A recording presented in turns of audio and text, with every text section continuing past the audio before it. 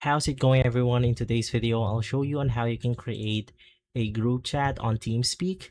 So basically on your account's dashboard, it will look something like this. On the side, you have the group chats option. So if you want to go ahead and create a new one, it's as simple as clicking on the plus icon. In here, you could set it for something like private or public. So I'm just going to set it to public. In here, let's do something like guide to everything, and the topic is going to be for something like top YouTube.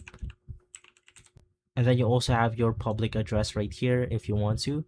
Right now it's going to be guide to everything dash chat one tmspk.net. So you could just go ahead and send this text onto your friends. But if you want to go ahead and customize your public address the way you want to, you could simply go ahead and do so.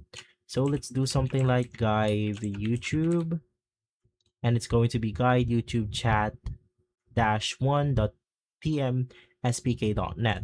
So now let's click on create. And then basically from there, we should be good to go. Just wait for the loading to finish. And here we have it.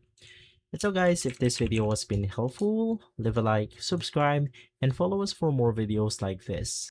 Thanks for watching.